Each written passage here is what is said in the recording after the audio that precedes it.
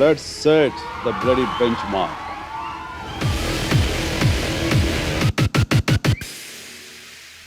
Silence అయ్యా అరుస్తున్నారు బాబీ అని నా చేత బ్లడీ బెంచ్ మార్క్ అని అనిపించావు. మన టైటిల్ అది కాదు కదా. మన టైటిల్ అని ఓన్లీ పూజ మాత్రమే. టైటిల్ అనౌన్స్మెంట్కి ఇంకా టైం ఉంది అని ఇప్పుడు వస్తా. పిచ్చోళ్ళు వాళ్ళు చెప్పొద్దంటే ఆగిపోతాం అనుకుంటారు. టైం వచ్చేప్పుడు నేనే లీక్ చేస్తాను. అప్పటిదాకా వెయిట్ చేయండి. Super title.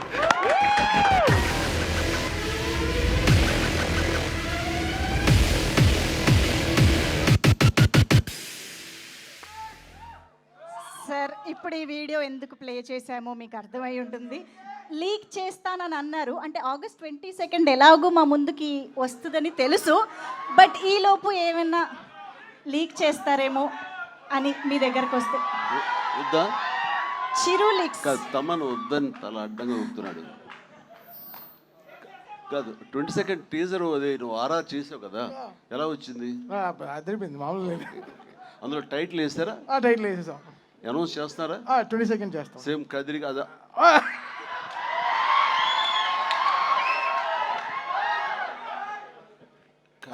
నేనెవరు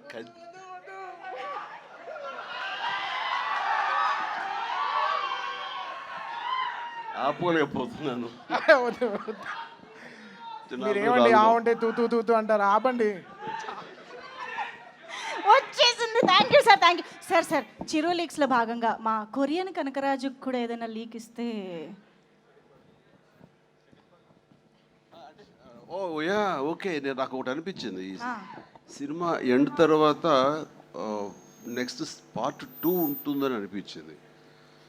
మరి దానికి టైటిల్ వీళ్ళు అనుకుంటున్నారు లేదో నాకు తెలియదు, కానీ నాకు అనిపించిన టైటిల్ స్పాంటేనియస్గా చెప్పాలంటే కెనియన్ కనకరాజు అయితే బాగుంటుందని నా ఉద్దేశం. కెనియన్ కనకరాజు, ఇది లీక్ కాదు, నా ఊహ మాత్రం అంతే. అనుకుంటుందని అదైతే బాగుంటుందని.